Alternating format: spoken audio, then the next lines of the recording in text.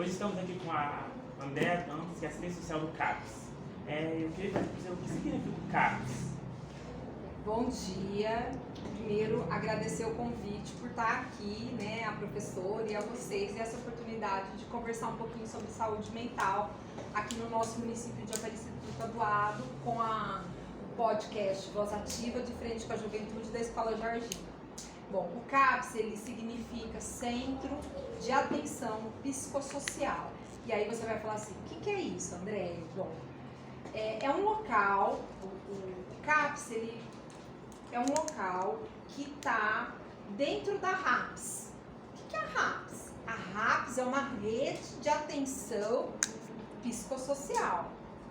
Então, assim, o CAPS, ele integra essa rede e aonde tem o atendimento à saúde mental dos munícipes aqui de Aparecida. O CAPS é um programa federal, então vários municípios têm CAPS. Tem CAPS 1, o nosso é CAPS 1. Tem CAPS AD, que é de álcool e droga, CAPS I, que é CAPS infantil, e CAPS 2 e 3, que são CAPS onde o paciente ele fica, o 3, ele ao invés dele ir para uma internação, né, ele chega a ficar, pernoitar lá até ele sair da crise. Ele fica dias dentro do CAPS para que ele possa ser estabilizado. O CAPS nada mais é um local, né, um ambiente onde tem uma rede de profissionais, né, não é rede, uma equipe multidisciplinar, onde se compõe, por exemplo, CAPS 1, vamos falar do nosso, que é a nossa realidade. Até 55 mil habitantes tem esse CAPS 1. Então, o nosso município, ele comporta só o CAPS 1 e não outros tipos de CAPS. Então, no CAPS, a nossa equipe é formada por o assistente social, pelo psicólogo, pelo enfermeiro, pelo pedagogo, pelo médico psiquiatra, pelo auxiliar esses são os de nível superior. Aí tem os de nível intermediário, nível médio, técnico de enfermagem, tem o auxiliar administrativo e subsequentemente os profissionais que atendem, tá? Então, não sei se eu respondi o que é CAPS, mas ele é voltado a atender a saúde mental. Quantos anos eu sou assistente social? Bom, eu sou assistente social há 19 anos, eu trabalho na saúde mental há 17 anos. Eu trabalhava em Paranaíba, em CAPS, e quando eu vim para cá, nós, não só eu, porque é um projeto de 2 profissionais, psicólogos e meu também. Foi quando a gente implantou, em 2009, foi implantado o CAPS, né? Porque, para que existe o CAPS? O CAPS, ele existe antes do CAPS, né? A gente vai voltar um pouquinho mais além. Acho que vocês nunca nem ouviram falar, já ouviram falar de reforma psiquiátrica, de manicômio, né? Lá de Barbacena. Então, assim, antigamente, qualquer pessoa que adoecesse mentalmente, falava assim, loucura, as pessoas eram depositadas, jogadas em manicômios e hospitais e nunca mais. Na verdade, elas não eram tratadas. Era um depósito de seres humanos. Com a reforma psiquiátrica, houve uma mudança na forma de se tratar. Na verdade, mudou-se e começou-se a tratar a saúde mental, né? Por isso que tem um tanto estigma sobre a saúde mental. Por isso que quando eu tenho dor de estômago, eu vou ao médico, ao gastro. Quando eu tenho dor na perna, às vezes eu vou no ortopedista. Mas quando eu tô triste, quando eu tô em sofrimento mental, eu tenho resistência de ir no psicólogo. Eu tenho resistência de passar no médico. Por quê? Porque é de louco? É porque antigamente eles usavam esse termo, tá? Então, a partir da reforma psiquiátrica, surgiram os CAPS. Então, o CAPS nada mais é que um local onde acolhe o paciente em situação de sofrimento mental, psíquico e cuida dele. É um local onde ele é acolhido, ele é ouvido, ele é compreendido, tá? Então, assim, e evita-se com isso o quê? Internações. As internações, muita gente chega no CAPS e fala assim, eu quero internar. Internar é a última opção, né? A gente tem 2 hospitais no estado só para as internações, né? São as últimas opções. Então, primeiro se trata, primeiro se busca sensibilizar o paciente para o tratamento, para que ele tome a medicação, para que ele faça mudanças de comportamento, né? Para que ele mude certas, reveja seus hábitos, né? Dentro da possibilidade. Para quê? Para que ele se estabilize sem necessidade de uma internação. E acontece do paciente estabilizar, né? E a gente atende pacientes que... O CAPS, ele atende transtornos severos, né? Transtornos severos. O que é isso? São transtornos psiquiátricos persistentes e severos. Mas muitas vezes tem paciente que no momento ele está com uma ideação suicida, ele está num sofrimento mental grande, uma depressão psicótica, tendo alucinações visuais, auditivas. Ele vai viver, tipo assim, ele vai se tratar para sempre no CAPS? Não. Ele vai passar por lá, ele vai ser atendido pela equipe, né? E quando ele estiver bem, ele retorna para a rede de atenção básica. Quem que já ouviu falar, né, de vocês aqui sobre os ASFs? Postinho de saúde, aonde se marca o médico clínico, né?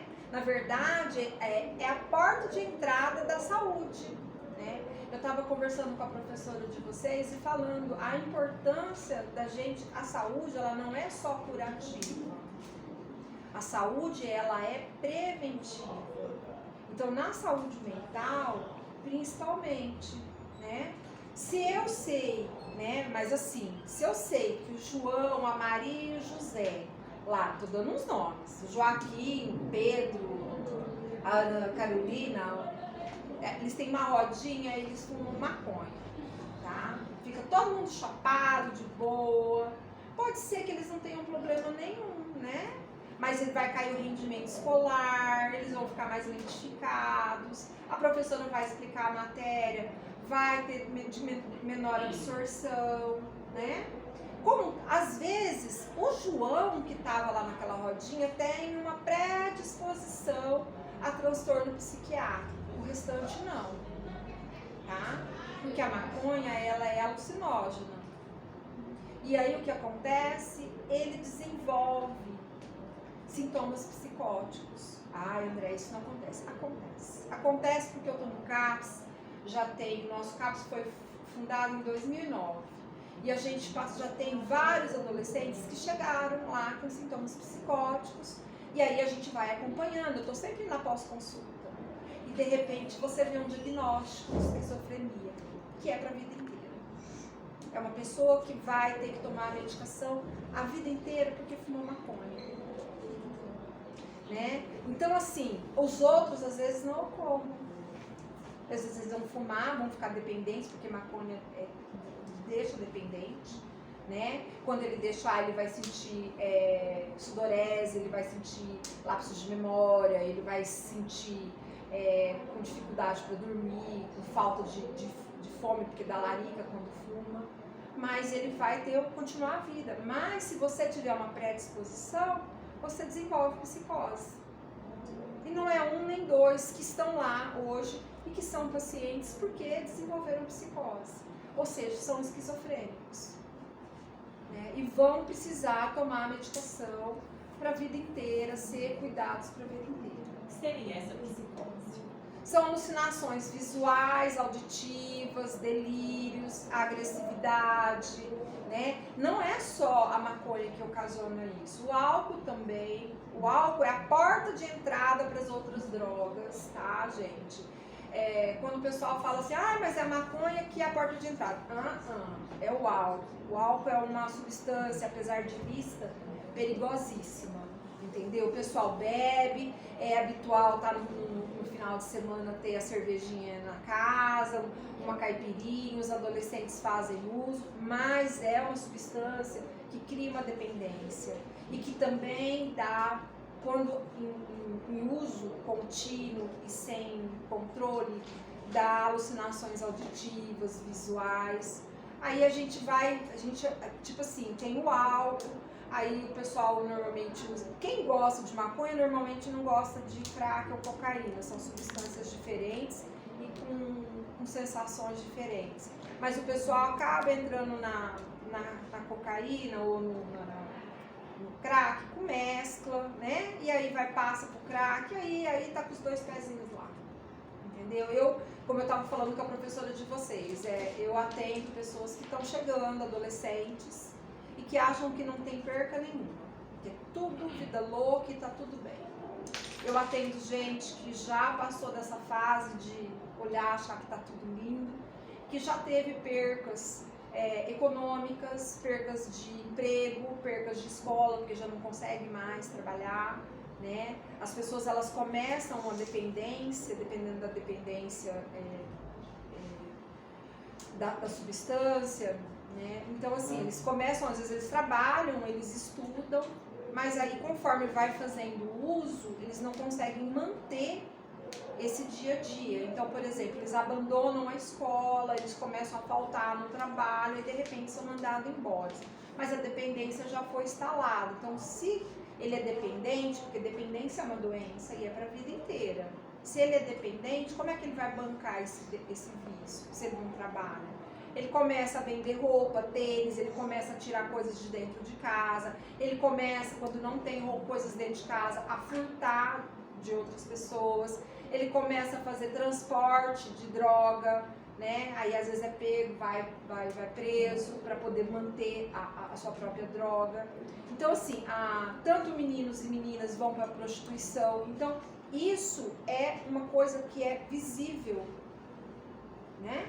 Para mim, que trabalho e que atendo, né? Mas o CAPS, ele não atende só Não. caso, por exemplo, um adolescente que está sofrendo algum tipo de agressão ou algum tipo de abuso, que venha ter problemas relacionados ao seu emocional, o CAPS também dá atendimento. Vamos, assim, o CAPS, ele dá um suporte para casos graves, né? Nós temos um psicólogo na rede, né? Lembra do lado do SF, lá do postinho do bairro?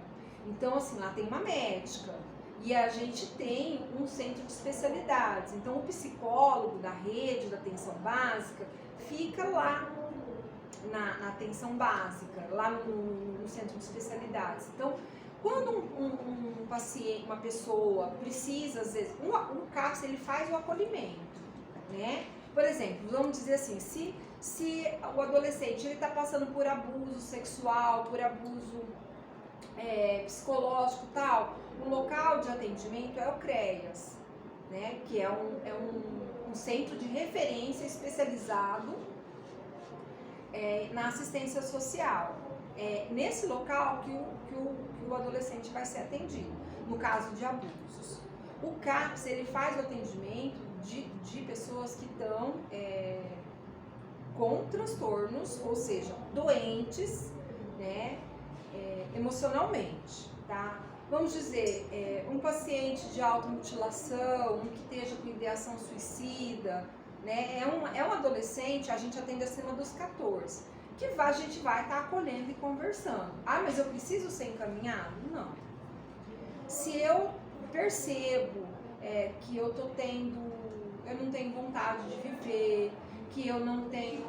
Porque assim, ficar triste, gente, é muito importante dizer isso, né? Porque a gente olha lá no Instagram, no Face, lá no Twitter, tá todo mundo sorrindo, né? Ter tristeza é normal. Todas as emoções são normais. Mas se eu tenho uma tristeza que dura mais de 30 dias, se eu perco ânimo e eu não tenho vontade de fazer nada, não é um dia. Essa vontade de não fazer nada, de não viver, de tudo perder, ela é contínua. Se eu começo a pensar que eu não faço, que eu não sou importante, que eu não vou fazer falta, que eu estou incomodando, né? Porque o que acontece? Muitas vezes, quando vou dizer a pessoa, não só o adolescente, ela tem um pensamento disfuncional. Então, assim, às vezes eu falo assim, eu vou pegar essa caneca aqui. Você fala assim, nossa, eu vou tomar minha caneca. Eu vou fazer assim, essa menina não quer que eu pegue uma água. Então, assim, a pessoa, quando ela está doente emocionalmente, né, ela tem uns pensamentos que não são condizentes com a realidade. Se você for avaliar, ela acerba, né, ela amplifica essa emoção. Então, às vezes, algo que é desse tamanho vira uma coisa gigante dentro da mente da pessoa. Então, ela precisa de ajuda, ela precisa conversar, ela precisa, porque ela está só pensando, né? Imagina as cabecinhas fervilhando, né? Mais na adolescência. Então, assim, a gente precisa, muitas vezes, pontuar algumas coisas. Eu vou sugerir que todo mundo tenha um caderninho, tá? Escrevam. E de vez em quando volta para trás e lê aquilo que você escreveu e fala assim, realmente estava sentindo isso? Ou, né? Ou essa situação já passou? Porque, assim, as coisas, muitas vezes, na adolescência ou na vida adulta, se a gente está com os pensamentos, se a gente está triste, né, como eu falei, a tristeza, ela existe. Você ter tristeza, você ter alegria, você ter euforia, você estar magoado, todas essas sensações, essas emoções, elas são do ser humano. Mas assim, você ter um diagnóstico de depressão, quem vai te dar é o médico. Não é porque eu tô triste há 15 dias, porque eu briguei com a fulana, ou porque meu namorado me deixou e aí eu tô com a autoestima lá embaixo, entendeu? Gente, né? Não que não nos deixe, muitas vezes deixa sim. Mas a gente precisa perceber que a gente é mais que isso. A gente, nós seres humanos, no nosso dia a dia, eu falo muito em casa isso, só cai do céu de graça chuva. Então tudo tem que ser trabalhado, tudo tem que ter esforço próprio, tudo. Então assim, se eu quero ser um bom aluno, eu tenho que estudar. Se eu quero que essa caneca mude de lugar, eu tenho que mudar, né? Conversando com a sua professora, eu estava falando, a gente tem que aprender que a gente não muda o outro. Eu não vou mudar o Cauã, né? Às vezes a gente pode dar ideias, trocar ideias, mas eu não vou mudar se ele não estiver disposto a mudar. É igual quem passa lá. A gente não atende só álcool e droga, a gente atende outros tipos de transtornos, né? Depressivo, a gente fala de transtornos neuróticos, que são os ansiosos, os depressivos, e os psicóticos, que são os que têm alucinações visuais e auditivas, que são os mais sérios, né? E quando, tipo, os pais, os familiares não aceitam que eles têm, tipo, esse tipo de problema, tipo depressão, ansiedade? Isso pode acontecer, né? Porque muitas vezes, o que a gente estava falando antes lá sobre a loucura? É estigmatizado. Então, tipo assim, essa menina, ela não tá depressiva, ela tá com falta de que fazer, ela precisa de Deus. Muitas vezes é taxado como frescura também. Isso, muito, né? Por isso que precisa-se de um diagnóstico de um profissional. Nós lá no CAPS não é um profissional. Tem a psicóloga, tem o psiquiatra, tem eu como assistente, tem a enfermeira. Você vai ser acolhido, se você chegar ir ao CAPS com sofrimento mental, você não vai ser acolhido pela psiquiatra. A última parte é a psiquiatra, que entra com a medicação. A gente vai, em todos nós profissionais ali, a psicóloga, eu como assistente e a enfermeira, a gente faz o acolhimento. O que é? É a escuta qualificada da sua fala, da problemática que você traz. Porque às vezes a pessoa só precisa ser escutada. Né? E dentro de casa a gente tem muitas vezes, essa é uma das maiores falas dos nossos pacientes. Minha família não me entende, né? Vai entender o paciente porque não está sentindo, né? Falta simpatia. Na escola não falta empatia às vezes, de perceber que o amigo está meio tristonho, que o amigo às vezes não está legal, né? Então assim, empatia é uma coisa que a gente pode desenvolver desde pequenininho, né? O que a gente precisa fazer é curar. procurar ter uma saúde mental saudável através de não uso de drogas. Por quê? Porque droga vai deixar depressivo, dá aquele pique de energia, aquele pique de loucura, de endorfina, e depois o seu cérebro vai ficar sem ela, você vai sentir que tem um buraco para você entrar dentro, né? Você praticar um esporte, você ter um bom contato com a sua família, aprender a verbalizar aquilo que te incomoda, entendeu? Vamos dizer lá, como é que chama aquela menininha que tá ali de óculos, né? Como é que você chama? Ana Clara. Vamos dizer que a Ana Clara fica incomodada no dia a dia porque alguém fala do tênis amarelo dela. Lindo, tá? Então, e aí um dia você tem que falar assim, gente, o tênis amarelo eu gosto. Eu uso porque eu gosto. Não é problema de vocês. Então a gente tem que aprender a gostar da gente, do jeito que a gente é. E quem gosta da gente, gosta do jeito que a gente é. Né? Porque não só na adolescência, mas na vida adulta, as pessoas têm mania de necessidade de aprovação. Né? A gente precisa se aceitar e ser amado. Eu com meu cabelo de cacho, você com seu cabelo de cacho, seu liso, entendeu? Eu às vezes mais fofinha, o outro mais magrinho. O importante é a gente gostar da gente, tá? Isso já faz 50% da gente ficar bem, tá? Você já presenciou algum caso que mexeu com o seu emocional? Vários.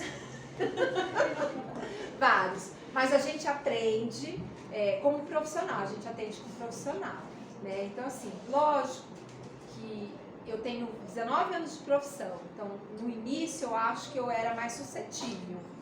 É lógico que tem situações que dói aqui dentro, mas como profissional a gente sempre usa a razão para poder agir, né? Porque senão você faz o quê? Você adoece junto? Não pode adoecer.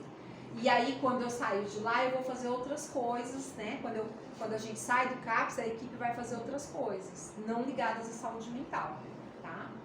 Quais os procedimentos para uma pessoa procurar ajuda no CAPS? Para ela, por exemplo, você pode, no CAPS, se você tiver em sofrimento mental, psíquico, emocional, o que seja, eu tô pensando em morrer, eu tô muito triste, já com mais de uma semana, 2 semanas, tá? Porque senão nós vamos ter fila de pessoas, né? A gente perdeu o encanto pela vida, por tudo, ou eu tô usando droga, né? Não consigo, porque vai perder o controle, né? Sempre a pessoa fala assim, eu paro quando quero. Não para, tá? Se parasse, já tinha parado, né? Então, assim, a orientação é que nos procure, leve o RG, o CPF, um cartão do SUS, um comprovante de residência. Como os adolescentes, como eles são menores, né, não têm maioridade, é interessante que os pais comunicar aos pais. Aí teve aquela fala, mas e se o pai não aceita? A gente vai verificar se você realmente precisa de um acompanhamento. E aí a gente busca contato com a família, tá? E sensibiliza essa família para o seu atendimento. Mostrando que o CAPS, ele é um centro para tratamentos de doenças mais severas mentalmente. Mas a gente tem a rede que faz esse acompanhamento psicológico, tá? No caso, assistência social com abusos, né? Violência doméstica, e no caso é a assistência social, é o CREAS.